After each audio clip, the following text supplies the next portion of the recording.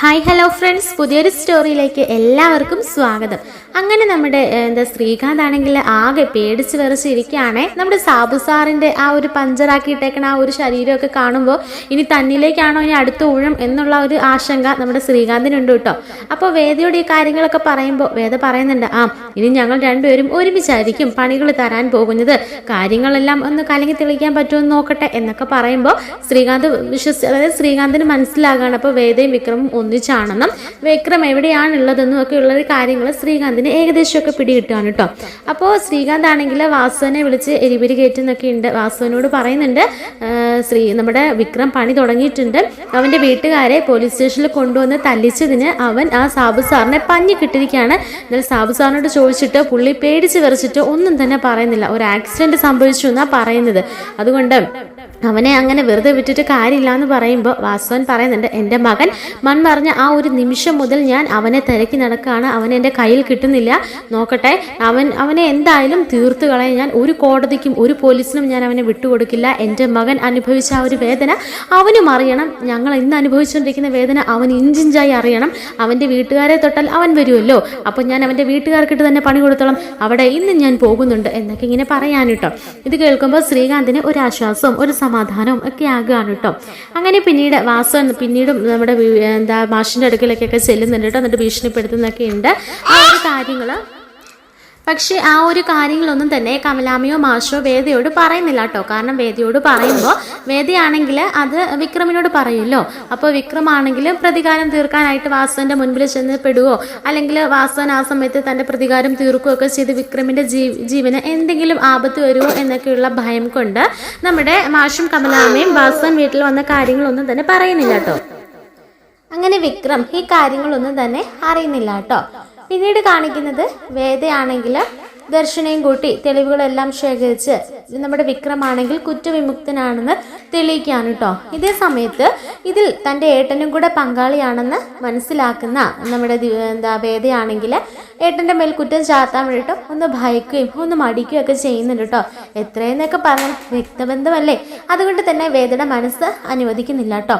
ആ സമയത്ത് വിക്രമും പറയുന്നുണ്ട്, ഞാൻ കുറ്റവിമുക്തനായല്ലോ, ഇനിയിപ്പോൾ തൻ്റെ ഏട്ടൻ്റെ മേലേക്ക് ആ കുറ്റം ചുമത്തണോ, എത്രയൊക്കെ ഇരുന്നാലും ഈ കുടുംബം പിന്നെയും ചന്നം പിന്നെ ആയി പോവില്ലേ എന്നൊക്കെ പറയുമ്പോൾ വേദ പറയുന്നുണ്ട്, അത് പിന്നെ ഒരു സാധാരണ അല്ലെ ഒരു പാവപ്പെട്ട ചെറുപ്പക്കാരൻ്റെ ജീവിതമല്ലേ ഏട്ടൻ നശിപ്പിച്ചത്, അപ്പോൾ ആ ജീവന് ഒരു വിലയില്ലേ എന്ന് ചോദിക്കുമ്പോൾ വിക്രം പറയുന്നുണ്ട്, തൻ്റെ ഏട്ടനെ കുടുക്കിയത് താനാണെന്ന് അറിയുമ്പോൾ തൻ്റെ അച്ഛൻ്റെയും അമ്മയുടെയും അതുപോലെ തന്നെ ഏട്ടത്തിയുടെയും ഒക്കെ ദേഷ്യവും അതുപോലെ തന്നെ വാശിയൊക്കെ സമ്പാദിക്കാൻ കാരണമാവില്ലേ, അതുകൊണ്ട് ഈ കേസ് ഇങ്ങനെ തന്നെ നടക്കട്ടെ, വാസവൻ തന്നെ ആളെ കണ്ടുപിടിക്കട്ടെ, അതുകൊണ്ട് താൻ ഈ കേസിൽ ഇതിലൊന്നും ഇടപെടണ്ട എന്ന് പറയാൻ കേട്ടോ. അങ്ങനെ മനസ്സോടെ ആണെങ്കിലും നമ്മുടെ വേദയാണെങ്കിൽ അതിന് സമ്മതിക്കാൻ കേട്ടോ. കാരണം ശ്രീകാന്താണ് തെറ്റുകാരൻ എന്ന് വേദ എല്ലാവരോടും മറച്ചു വെക്കുകയാണ് കേട്ടോ.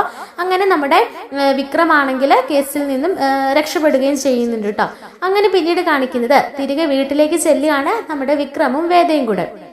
അപ്പോൾ ആ ഒരു സമയത്ത് നമ്മുടെ ശങ്കരൻ നാരായണനെ ഒട്ടും തന്നെ ഇഷ്ടപ്പെടുന്നില്ല കേട്ടോ. എന്നിട്ട് പറയുന്നുണ്ട്, വേദ നീ ഇവിടെ വന്നപ്പോൾ എല്ലാം വിട്ടെറിഞ്ഞിട്ട് ഇവിടെ വന്നപ്പോൾ ഞാൻ ഒരുപാട് സന്തോഷിച്ചു. കാരണം എൻ്റെ മകൾക്ക് നല്ല ബുദ്ധി തോന്നിയെന്ന് ഞാൻ ഒരുപാട് സന്തോഷിച്ചു. അതുപോലെ തന്നെ ഞാൻ നിനക്ക് വേണ്ടിയിട്ട് കണ്ടെത്തിയ ആ ഒരു ജീവിതം നിനക്ക് തിരികെ ലഭിക്കുമല്ലോ എന്നോർത്ത് ഞാൻ ഒരുപാട് സമാധാനിച്ചു. പക്ഷെ അതെല്ലാം നീ കൊണ്ട് കളഞ്ഞു കുടിച്ചല്ലോ. നീ ഇത്രയും നാളും ഇവനെ രക്ഷിക്കാൻ വേണ്ടിയിട്ട് ഇവനെ കാവൽക്കാരനായിട്ടല്ലേ നീ വീട്ടിലേക്ക് വന്നത് എന്നൊക്കെ പറയുമ്പോൾ നമ്മുടെ വേദ പറയുന്നുണ്ട്, അച്ഛൻ്റെ മോൻ കാരണമാണ് ഞാൻ അവിടേക്ക് വന്നത്. ഒരിക്കലും ഞാൻ വിക്രമിനെ വിട്ടു പിരിയാൻ ആഗ്രഹിക്കുന്നില്ല.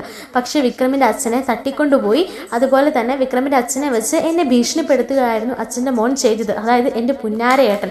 അതുകൊണ്ട് മാത്രമാണ് ഞാൻ ഡിവോഴ്സ് നോട്ടീസിൽ ഒപ്പിട്ടതും ഇവിടെ വന്ന് നിന്നതും. പക്ഷേ അത് കഴിഞ്ഞപ്പോഴല്ലേ ഇതുപോലത്തെ സംഭവങ്ങളൊക്കെ ഉണ്ടായത്. ഈ ഒരു അവസരത്തിൽ ഞാൻ വിക്രമിൻ്റെ കൂടെ തന്നെ ഉണ്ടാവണം. പിന്നെ അച്ഛൻ്റെ മോനോട് പറഞ്ഞു വെച്ചത് എല്ലാ സത്യങ്ങളും തെളിയേണ്ട ഒരു സമയം വരും, ഒരു ദിവസം വരും എന്നൊക്കെ പറയാൻ കേട്ടോ. ഇതിനെല്ലാം ഇടയിൽ കടന്ന് കളിക്കുന്നത് എൻ്റെ ഏട്ടനാണ്. അതൊന്നും ഞാൻ ഇവിടെ ഇപ്പോൾ വ്യക്തമാക്കാൻ ഉദ്ദേശിക്കുന്നില്ല. അച്ഛൻ്റെ അനുഗ്രഹം മാത്രം എനിക്ക് മതി, അച്ഛൻ്റെ സ്നേഹം മാത്രം മതി.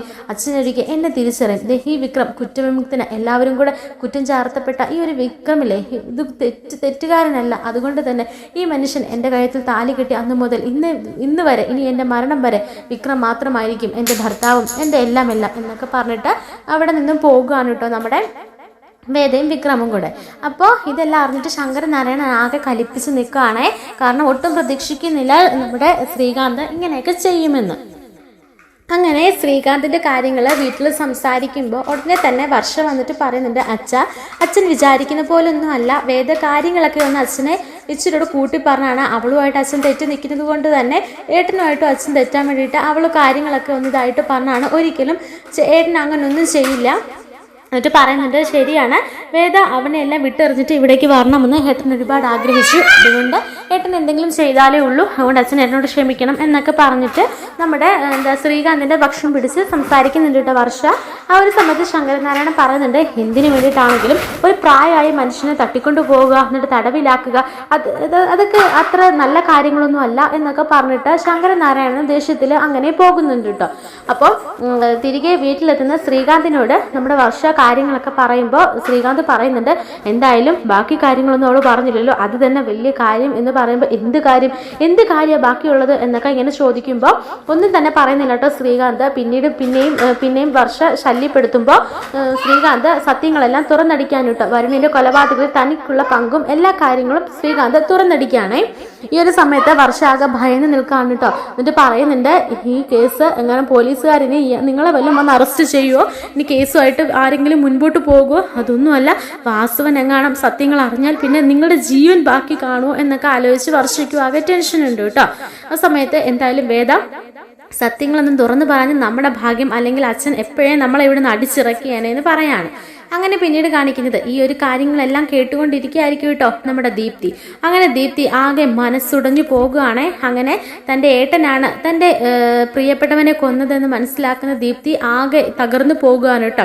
അങ്ങനെ നേരെ റൂമിലേക്ക് ചെന്ന് ഒരുപാട് അങ്ങ് കരയാണേ. അങ്ങനെ വരുണുമായിട്ടുള്ള തൻ്റെ നല്ല നല്ല നിമിഷങ്ങൾ ഓർത്തെടുക്കുകയാണ് കേട്ടോ ദീപ്തി. അങ്ങനെ പിന്നീട് നമ്മുടെ വേദയെ വിളിക്കുന്നു, ഫോൺ ചെയ്യുന്നുണ്ട് കേട്ടോ. എന്നിട്ട് പൊട്ടിക്കരയാണ് കേട്ടോ. ആ സമയത്ത് വേദ പറഞ്ഞിട്ട്, എന്താ മോളെ, എന്താ കാര്യം, മോൾ എന്തിനാ കരയുന്നത് എന്നൊക്കെ ചോദിക്കുമ്പോൾ, ഇല്ല ചേച്ചി, എനിക്ക് ഒരുപാട് തെറ്റുകൾ സംഭവിച്ചിട്ടുണ്ട്, പക്ഷെ പല യാഥാർത്ഥ്യങ്ങളും ഞാൻ ഇപ്പോഴാണ് മനസ്സിലാക്കുന്നത്. പിന്നെ വിക്രം ചേട്ടനെ ഞാൻ സംശയിച്ചതും അതുപോലെ തന്നെ അകറ്റി നിർത്തിയതിനൊക്കെ വിക്രം ചേട്ടനോട് മാപ്പ് ചോദിക്കണം എന്നൊക്കെ പറയാൻ കേട്ടോ. ഈ സമയത്ത് വേദ പറഞ്ഞിട്ട്, ഞാൻ ഫോൺ കൊടുക്കാം, നീ തന്നെ സംസാരിക്കുമെന്ന് പറയാണ്. അങ്ങനെ വേദയും വിക്രമും അതുപോലെ തന്നെ ദീപ്തിയും കൂടെ സംസാരിക്കാൻ കേട്ടോ. അപ്പോൾ ദീപ്തി പറയുന്നുണ്ട്, ഞാനൊന്നും അറിഞ്ഞില്ലായിരുന്നു ഏട്ടാ, ഏട്ടനാണ് എല്ലാത്തിനും കാരണക്കാരെന്ന് കരുതിയിട്ടാണ് ഞാൻ ഏട്ടനെ സംശയിച്ചത്, എന്നോട് ക്ഷമിക്കുന്നു പറയുമ്പോൾ വിക്രം പറയുന്നുണ്ട്, അതൊന്നും സാരമില്ല മോളെ, മോളുടെ സ്ഥാനത്ത് ഞാനായിരുന്നെങ്കിലും അങ്ങനെയൊക്കെ ചിന്തിക്കുള്ളൂ, കാരണം തെളിവുകളെല്ലാം എനിക്കെതിരായിരുന്നല്ലോ, അതുകൊണ്ട് മോളതൊന്നും ഓർത്ത് വിഷമിക്കേണ്ട, മോള് കുറച്ചുകൂടെ ഒന്ന് ബോൾഡ് ആവണം, എല്ലാ കാര്യങ്ങളും അക്സെപ്റ്റ് ചെയ്യാനുള്ളൊരു മനസ്സ് കാണണം. വേദ പറഞ്ഞു, മോളിപ്പോൾ മുറിയിൽ നിന്ന് പോലും ഇറങ്ങാറില്ല എന്ന്, അതൊന്നുമല്ല, മോൾ പഴയ പോലെ തന്നെ ആവണം, ഇനിയിപ്പോൾ നഷ്ടപ്പെട്ടതൊന്നും തിരികെ ലഭിക്കില്ലല്ലോ എന്നൊക്കെ പറഞ്ഞിട്ട് കുറച്ച് ആശ്വാസ വാക്കുകളൊക്കെ നൽകുന്നുണ്ട് കേട്ടോ നമ്മുടെ വിക്രം. അങ്ങനെ പിന്നീട് കാണിക്കുന്നത് വേദയോട് നമ്മുടെ ദീപ്തി പറയുന്നുണ്ട്, എനിക്ക് ചേച്ചി ഒന്ന് കാണണം, അത്യാവശ്യമാണ് എന്ന് പറയുമ്പോൾ, ഞാൻ നാളെ വീട്ടിലേക്ക് വരാമെന്ന് പറയണേ, വേണ്ട ഇവിടേക്ക് വരണ്ട, നമുക്ക് പുറത്തെവിടെയും വെച്ച് കണ്ടാൽ മതി എന്ന് ദീപ്തി പറയാൻ കേട്ടോ. അങ്ങനെ വേദ പറയണ ആ ശരി എന്ന് പറയാണ്. അങ്ങനെ ഫോൺ വെച്ചതിന് ശേഷം നമ്മുടെ ദീപ്തി പറയുന്നുണ്ട്, നമ്മുടെ വേദ പറയുന്നുണ്ട്, അവൾ എന്നെ ഒന്ന് കാണണമെന്ന് പറഞ്ഞു തനിച്ച്, ഞാൻ വീട്ടിലേക്ക് വരാമെന്ന് പറഞ്ഞപ്പോൾ അത് വേണ്ട, പുറത്ത് എവിടെയെങ്കിലും വെച്ച് കണ്ടാൽ മതി എന്നാ പറഞ്ഞത്. എന്തായിരിക്കും കാരണം? അവളുടെ മനസ്സിൽ എന്തോ ഉണ്ട്, എന്തോ ഒരു തീരുമാനിച്ചുറപ്പിച്ച പോലെ ഒക്കെയുള്ള ഒരു സംസാരം അവളിൽ നിന്ന് എനിക്ക് കിട്ടുന്നത്, എന്തോ അവളെ മുൻപ് കണ്ട ആ ഒരു രീതിയിലല്ല ഞാൻ കാണുന്നത്, എന്തോ ഒരു വ്യത്യാസം അവളിൽ എനിക്ക് കാണുന്നു, എനിക്കെന്തോ ഒരു ഭയം തോന്നുന്നു, എനിക്ക് പേടി മൊത്തം ഇനി വരുൺ പോയത് കൊണ്ട് വരുണിന് പിന്നാലെ അവളും പോകൂ എന്നുള്ളൊരു കടുത്ത തീരുമാനം പോലെ എടുക്കുമെന്ന് എൻ്റെ ഭയം എന്നൊക്കെ പറയുമ്പോൾ വിക്രം പറയുന്നത്, അങ്ങനൊന്നുമില്ല, അവൾക്ക് കാര്യങ്ങളൊക്കെ മനസ്സിലാക്കാനുള്ള വിവേക ബുദ്ധിയില്ലേ, അവൾ അങ്ങനൊന്നും ചെയ്യില്ല, നീ അവൾക്കൊരു സമാധാനം, നീ അവൾക്കൊരു ധൈര്യം കൊടുത്താൽ മതി, എന്തായാലും നാളെ ചെല്ലല്ലേ, അപ്പോൾ അവൾ കാര്യം എന്താന്ന് പറയല്ലോ എന്ന് വിക്രമും പറയുന്നുണ്ട് കേട്ടോ. അങ്ങനെ പിറ്റേ ദിവസം ആകുമ്പോൾ നമ്മുടെ വേദയാണെങ്കിൽ വീട്ടിൽ നിന്ന് പോകുകയാണ് കേട്ടോ. ഈ സമയത്ത് വിക്രമാണെങ്കിൽ പറയുന്നുണ്ട്, ഞാൻ കൊണ്ടാക്കണം ചോദിക്കുമ്പോൾ കൊണ്ടാക്കുമൊന്നും വേണ്ട സാറേ, കുറച്ചൊന്ന് റെസ്റ്റ് എടുക്ക് എന്നൊക്കെ പറയാൻ കേട്ടോ. അങ്ങനെ പിന്നെ വേദ ടാക്സി വിളിച്ചിട്ട് പോകുകയാണ് കേട്ടോ. ഇതേ സമയത്ത് വാസവനാണെങ്കിൽ ഒട്ടും തന്നെ വിക്രം തെറ്റുകാരനല്ലാന്ന് വിശ്വസിക്കുന്നില്ല കേട്ടോ. തെളിവുകളൊക്കെ കെട്ടിച്ചമച്ചതാണെന്നും അതുപോലെ തന്നെ നമ്മുടെ വേദയും അതുപോലെ തന്നെ നിങ്ങളുടെ കേസ് തെളിവുകളെല്ലാം കെട്ടിച്ചമച്ച് വിക്രത്തിനെ ഇറക്കാൻ വേണ്ടി കാണിച്ച പരിപാടികളാണ് എന്നൊക്കെയുള്ളൊരു ബോധ്യത്തിലിരിക്കുകയായിരിക്കും കേട്ടോ വാസവൻ. അത് ഒപ്പിച്ചത് നമ്മുടെ ശ്രീകാന്ത് തന്നെയായിരിക്കും. ശ്രീകാന്ത് ആയിരിക്കും വാസവനോട് പോയി അങ്ങനെ കാര്യങ്ങളൊക്കെ പറഞ്ഞത്. അങ്ങനെ പിന്നീട് അപ്പോൾ വാസവൻ നമ്മുടെ വിക്രത്തിന് പിന്നാലെ തന്നെയുണ്ട് കേട്ടോ. വിക്രമിനെ തനിച്ചെന്ന് കിട്ടാൻ വേണ്ടി കാത്തിരിക്കുകയാണ് വാസവൻ. അതുകൊണ്ട് തന്നെ വേദയ്ക്ക് നല്ല ഭയമാണ് വിക്രം എന്തെങ്കിലും സംഭവിക്കുമോ എന്ന് ഓർത്ത് വിക്രമിനെ സുരക്ഷിതമായിട്ട് തന്നെ കാത്തു സൂക്ഷിക്കുകയാണ് എന്ന് തന്നെ പറയാം. അങ്ങനെ പിന്നീട് കാണിക്കുന്നത് വേദയാണെങ്കിൽ ദീപ്തിയെ കാണാൻ വേണ്ടി ചെല്ലുന്നുണ്ട് കേട്ടോ. അങ്ങനെ ദീപ്തിയാണെങ്കിൽ നമ്മുടെ വേദയോട് പറയാണ്, ചേച്ചി ഈ കേസിന് വേണ്ടിയിട്ട് ഒരുപാട് അലഞ്ഞതല്ലേ ചേച്ചി, എന്നിട്ട് സത്യം കണ്ടുപിടിച്ചതുമാണല്ലോ. വിക്രം ചേട്ടൻ തെറ്റുകാരനല്ലെങ്കിൽ പിന്നെ ആരാണ് തെറ്റുകാരൻ, ആരാണ് കൊലയാളി, ആരാ എൻ്റെ വരുണിനെ കൊന്നത് എന്ന് ചോദിക്കുമ്പോൾ വേദ പറയുന്നുണ്ട്, ഈ ചോദ്യങ്ങൾക്കൊക്കെ ഉത്തരം എൻ്റെ കയ്യിലുണ്ട്, പക്ഷെ അതൊന്നും ഞാൻ പറയാൻ ആഗ്രഹിക്കുന്നില്ല മോളെ. അത് പറയാതിരിക്കുന്നതാണ് നമുക്കെല്ലാം സന്തോഷവും സമാധാനം. അതിനുള്ള മറുപടി ഈശ്വരൻ കൊടുത്തോളും എന്ന് പറയുമ്പോൾ ദീപ്തി പറയുന്നുണ്ട്, ഇല്ല ഈശ്വരൻ കൊടുത്തോട്ടെ, ഈശ്വരൻ കൊടുക്കുക തന്നെ ചെയ്യും, പക്ഷെ അതിനു മുൻപ് എൻ്റെ വരുണിനെ കൊന്നത് ആരാണെന്ന് എനിക്കറിയണം, ആ സത്യം എനിക്കറിയണം, അറിഞ്ഞേ പറ്റുള്ളൂ എന്ന് പറയുമ്പോൾ വേദ പറയാണ്, ഇല്ല ഞാനത് പറയാൻ ആഗ്രഹിക്കുന്നില്ല, അത് പറഞ്ഞാൽ അത് കേൾക്കുന്ന നിനക്കും അത് പറയാനുള്ള കരുത്ത് എനിക്കും ഇല്ല എന്നൊക്കെ പറയുമ്പോൾ നമ്മുടെ ദീപ്തി പറയുന്നത്, സത്യമെല്ലാം അറിഞ്ഞിട്ടാണ് ഞാൻ ചേച്ചിയുടെ മുൻപിൽ വന്ന് നിൽക്കുന്നത്, ചേച്ചിയുടെ വായിൽ നിന്നും സത്യം മനസ്സിലാക്കാനും കേൾക്കാനും വേണ്ടിയിട്ടാണ് ഞാനിപ്പോൾ ഇവിടേക്ക് വന്നത് എന്ന് പറയുമ്പോൾ നമ്മുടെ വേദ ഇങ്ങനെ ഒന്നും മിണ്ടാതെ നിൽക്കാൻ കേട്ടോ. ആ സമയത്ത് നമ്മുടെ ദീപ്തി പറയുന്നുണ്ട്, ഞാൻ എല്ലാ സത്യം അറിഞ്ഞു ചേച്ചി, ഇന്നലെ ഏട്ടനും ഏട്ടത്തിയും കൂടെ റൂമിൽ വെച്ച് സംസാരിക്കുന്നത് ഞാൻ കേട്ടു, ഏട്ടത്തിയോട് ഏട്ടൻ എല്ലാ സത്യങ്ങളും തുറന്നു പറഞ്ഞു, ഞാനും അത് കേട്ടു. അപ്പോൾ എൻ്റെ ഏട്ടനാണല്ലേ എൻ്റെ വരുണിനെ കൊന്നത് എന്നിങ്ങനെ ചോദിച്ച് പൊട്ടിക്കരയാൻ കേട്ടോ.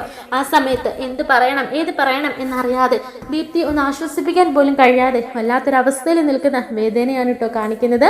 വേദ എന്നിട്ട് ദീപ്തി ആശ്വസിപ്പിക്കുന്നുണ്ട്, മോള് സങ്കടപ്പെടാതെ, എന്ത് ചെയ്യാനാണ്, നമ്മുടെ ഏട്ടൻ ഒരു മനുഷ്യത്വം ഇല്ലാത്തവനായി പോയി.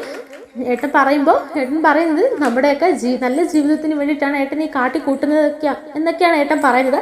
ഏട്ടന് പറ്റിയ ഒരു അമ്മായിയപ്പനും കൂടെ ഉണ്ടല്ലോ, അതുകൊണ്ട് എല്ലാം തികഞ്ഞു എന്നൊക്കെ പറയാൻ കേട്ടോ. അപ്പോൾ ദീപ്തി പറയുന്നത്, അങ്ങനെ ഏട്ടനെ വെറുതെ വിടാൻ ഞാൻ ഉദ്ദേശിച്ചിട്ടില്ല ചേച്ചി എന്തുദ്ദേശത്തിലാണ് ഏട്ടനെ വെറുതെ വിട്ടത്, ഏട്ടൻ്റെ പേരിൽ കേസ് ഫയൽ ചെയ്യാൻ ചേച്ചി എന്ത് അർത്ഥത്തിലാണ്, ഏട്ടനാണ് യഥാർത്ഥ തെറ്റുകാരനെന്ന് അച്ഛനും അമ്മയ്ക്കും എല്ലാവരുടെ മുമ്പിൽ വിളിച്ച് പറയേണ്ടതല്ലായിരുന്നു ചേച്ചി ഈ വരുണിനോട് കാണിക്കുന്ന ഒരു ഇതല്ലേ, അപരാധമല്ലേ ചേച്ചി എന്നൊക്കെ പറയുമ്പോൾ ദീപ്തി പറയുന്നുണ്ട്, ഞാനും ആദ്യം ചിന്തിച്ചതാണ് മോളെ സത്യം, അതായത് വിക്രം തെറ്റുകാരനല്ല എന്നറിഞ്ഞ നിമിഷം തന്നെ തെറ്റുകാരൻ ആരാണെന്ന് ലോകത്തോട് വിളിച്ചു പറയണമെന്ന്. പക്ഷെ എൻ്റെ മനസ്സ് അനുവദിച്ചില്ല, കാരണം നമ്മളിത് പറയുമ്പോൾ ഏട്ടൻ എന്തെങ്കിലുമൊക്കെ പറഞ്ഞ് അത് പിന്നെ അച്ഛനെയും അമ്മയെയൊക്കെ കൂടുതൽ വിഷമത്തിലാക്കുകയും ചെയ്യും. അതുകൊണ്ട് സത്യങ്ങൾ എന്തെങ്കിലും എല്ലാവരും അറിയുമല്ലോ, ആ ഒരു വിശ്വാസത്തിൽ ഞാൻ ഇരുന്നതാ, ഞാനായിട്ട് സത്യം ആരോട് പറയണ്ടെന്ന് കരുതിയിട്ടാ എന്നൊക്കെ പറയുമ്പോൾ നമ്മുടെ ദീപ്തി പറയുന്നുണ്ട്, എന്നാൽ ചേച്ചിയെ പോലല്ല ഞാൻ ആ സത്യങ്ങൾ മൂടി വെക്കാൻ ഉദ്ദേശിച്ചിട്ടില്ല, തക്കതായ ശിക്ഷ ഏട്ടന് ലഭിക്കുക തന്നെ ചെയ്യും, ഈശ്വരൻ എന്നൊരാൾ മുകളിലുണ്ടല്ലോ, എൻ്റെ ഒപ്പം വരുന്നുണ്ട്, അതെനിക്ക് ഉറപ്പാണ് എന്നൊക്കെ പറഞ്ഞിട്ട് ഒരു ഉറച്ച തീരുമാനത്തോടു കൂടി ദീപ്തി അങ്ങനെ പോകുകയാണ് കേട്ടോ. ഈ സമയത്ത് ദീപ്തി വീട്ടിലേക്ക് വരുമ്പോൾ ശ്രീകാന്ത് ഡൈനിങ് ടേബിളിൽ ഇരിപ്പുണ്ടായിരിക്കുവേ.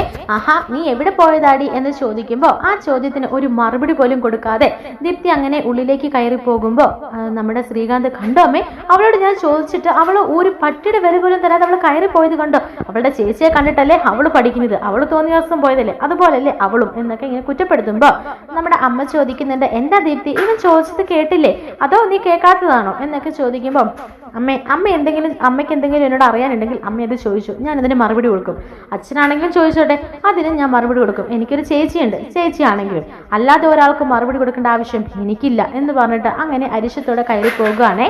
ഈ സമയത്ത് ശ്രീകാന്ത് ആലോചിക്കുകയാണ്, ഇന്നലെ വരെ ഒരു കുഴപ്പമില്ല, ഇതിപ്പോൾ എന്താ പെട്ടെന്ന് ഇങ്ങനെ സംഭവിച്ചത്, അവൾ എന്നാലും എവിടെ പോയതായിരിക്കും എന്നൊക്കെ ഇങ്ങനെ ആലോചിച്ച് വിഷമിച്ചിരിക്കും, ഇങ്ങനെ പെട്ടെന്നൊരു ഇതോടെ ഇരിക്കുകയാണേ. ആ സമയത്ത് ശ്രീകാന്ത് അമ്മയോട് ചോദിക്കുന്നുണ്ട്, അല്ലമ്മേ അവൾ എവിടെ പോയതാ, അത് പിന്നെ വേദനെ കാണാനാണെന്ന് തോന്നുന്നു, വേദ വിളിച്ചപ്പോൾ എന്നോട് പറഞ്ഞിരുന്നു ദീപ്തി കാണാൻ പറഞ്ഞിട്ടുണ്ടെന്ന്, ഇനി അവളെ കാണാൻ പോയതാന്ന് പറയുമ്പോൾ പെട്ടെന്നൊരു ഞെട്ടലോടുകൂടി നിൽക്കാനായിട്ട് ശ്രീകാന്ത്.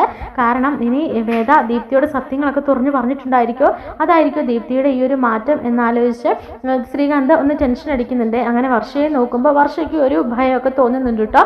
അങ്ങനെ ശ്രീകാന്ത് പിന്നീട് വർഷയുടെ അടുത്തേക്ക് വന്നിട്ട് പറയുന്നുണ്ട്, എന്തൊക്കെയോ ഇവിടെ സംഭവിക്കുന്നുണ്ട്, വേദ അച്ഛനോടും അമ്മയോടും പിന്നെ സ്റ്റേഷനിലൊന്നും എൻ്റെ കാര്യം പറയാത്തപ്പോൾ ഞാനൊന്ന് സന്തോഷിച്ചതാണ്, പക്ഷെ അവൾ ദീപ്തിയോട് പറഞ്ഞെന്ന് തോന്നുന്നു, കാരണം ഇന്നലെ വരെ അവൾക്ക് എന്നോട് വലിയ സ്നേഹവും കാര്യമായിരുന്നല്ലോ, പെട്ടെന്നൊരു സുപ്രഭാതത്തിൽ ആ ഒരു സ്നേഹം മാറണമെങ്കിൽ അവളുടെ സ്വഭാവത്തിൽ മാറ്റം സംഭവിക്കണമെങ്കിൽ എന്തോ സംഭവം നടന്നിട്ടുണ്ട്, വേദ എന്തൊക്കെയോ സത്യങ്ങൾ ദീപ്തി അറിയിച്ചിട്ടുണ്ട് എന്ന് തന്നെ വേണം പറയാൻ എന്നൊക്കെ പറയാനിട്ടോ. അപ്പോൾ വർഷ പറയുന്നുണ്ട്, എല്ലാം കൂടെ ഒപ്പിച്ച് വെച്ച കുരുക്കുകളല്ലേ, അച്ഛനും ഏട്ടനും കൂടെ ഒപ്പിച്ച് വെച്ചതല്ലേ, രണ്ടുപേരോട് അനുഭവിച്ചോ, എന്തായാലും ഇങ്ങനത്തെ പരിപാടി പരിപാടികളൊക്കെ കാണിച്ചോ, കിട്ടുന്നതും കൂടെ വേണ്ടാന്ന് വെപ്പിച്ചോ എന്നൊക്കെ ഇങ്ങനെ പറയാൻ കേട്ടോ.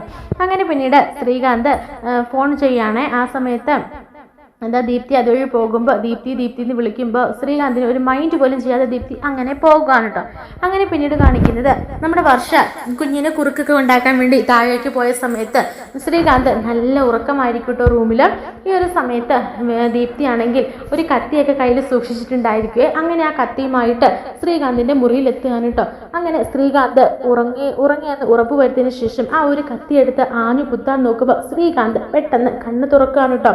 കണ്ണ് തുറന്ന് നോക്കുന്നത് നമ്മുടെ ദീപ്തി ആണെങ്കിൽ ഒരു കത്തി കൊണ്ട് കുത്താൻ നിൽക്കുന്നത് പോലെയാണ് കാണുന്നത്. പെട്ടെന്ന് തന്നെ ശ്രീകാന്ത് അവിടെ നിന്നും ഞെട്ടി പെട്ടെന്ന് തന്നെ മാറുമ്പോഴേക്കും ദീപ്തി വിടാതെ കുത്താൻ വേണ്ടി ശ്രമിക്കുകയാണ്. അങ്ങനെ പെട്ടെന്ന് ദീപ്തിയുടെ കയ്യിൽ നിന്നും ചുറ്റി വളച്ചു പിടിച്ച് ദീപ്തിയുടെ കയ്യിൽ നിന്നും ആ കടാര മേടിച്ചിട്ട് രക്ഷപ്പെടുന്നുണ്ട് കേട്ടോ. ഈ സമയത്ത് പെട്ടെന്ന് വർഷം അവിടേക്ക് കയറി വരുമ്പോൾ എന്താ പ്രശ്നം എന്ന് ചോദിക്കുമ്പോൾ ഒന്നുമില്ല എന്ന് പറയാണ് ശ്രീകാന്ത്. പെട്ടെന്ന് തന്നെ ദീപ്തി അവിടേക്ക് പോവുകയും ചെയ്യാൻ കേട്ടോ. അപ്പോൾ വർഷം വന്നിട്ട് ചോദിക്കുന്നുണ്ട് എന്തായിട്ടാ പ്രശ്നം, എന്തിനാ അവൾ വന്നത്, എന്താ എന്നിങ്ങനെ ചോദിക്കുമ്പോഴത്തേക്കിനും നമ്മുടെ ശ്രീകാന്ത് പറയുന്നുണ്ട് ഒന്നുമില്ല എന്ന് പറഞ്ഞിട്ട് അങ്ങനെ പെട്ടെന്ന് റൂമിൽ നിന്നും ഇറങ്ങി പോകുവാൻ കേട്ടോ. അങ്ങനെ ആകെ ഭയന്ന് വിറച്ച് നിൽക്കാൻ കേട്ടോ ശ്രീകാന്ത്.